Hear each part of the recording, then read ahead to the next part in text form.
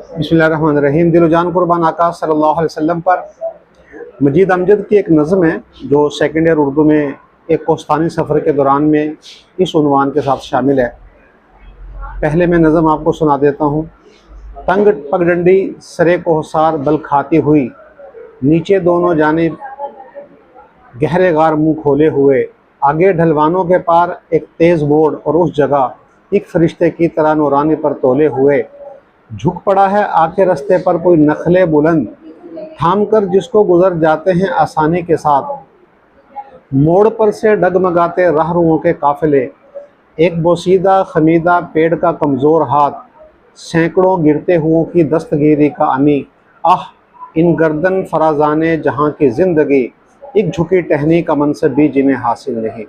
یہ آخری شعر یہ اس نظم کا حاصل ہے۔ یہ نظم مجھے سمود فلوٹیلا کا جو قافلہ تھا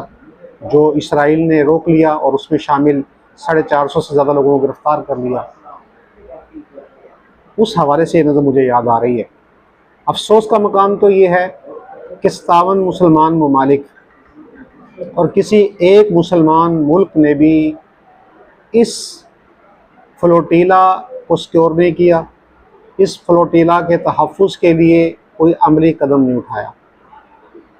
اگر قدم اٹھایا تو دو ممالک اسپین اور اٹلی، انہوں نے قدم اٹھایا اور ان دونوں ممالک نے اپنے جہاز اس کی حفاظت کے لیے روانہ کیے، لیکن غاصب اسرائیلیوں نے ان جہازوں کو بھی سائیڈ لائن کر دیا۔ افسوس کا مقام ہے کہ مسلمان ممالک اور ان کے حکمران کس قدر بے حس ہو چکے ہیں کہ غزہ جو اس وقت لہو لہو ہے، جہاں پہ انسانیت دم توڑ رہی ہے، وہاں پر چند لوگ ان کی مدد کے لیے اور وہاں پر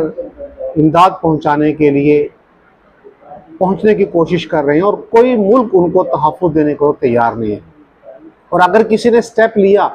تو دو غیر مسلم ممالک اسپین اور اٹلی، انہوں نے سٹیپ لیا۔ تو مجھے مجید امجد کی نظم کا یہ آخری شعر، آہ ان گردن فرازانے جہاں کی زندگی، ایک جھکی ٹہنی کا منصب بھی جنہیں حاصل نہیں، وہ یاد آ جاتا ہے کہ یہ بڑی بڑی گردنوں والے، جبے اور دستار پہننے والے اربوں پتی حکمران، جن کے پاس فوج بھی ہے، جن کے پاس جدید اسلحہ بھی ہے، جن کے پاس معاشی وسائل بھی ہیں، جن کے پاس تیل جیسی دولت بھی ہے، انہوں نے اس سمود فلوٹیلا کی حمایت کے لیے کوئی عملی قدم نہیں اٹھایا۔ تو پھر افسوس ہوتا ہے اور مجید امجد کے الفاظ میں کہنا پڑتا ہے، آہ ان گردن فرازانے جہاں کی زندگی، ایک جھکی ٹہنی کا منصب بھی جنہیں حاصل نہیں ہے۔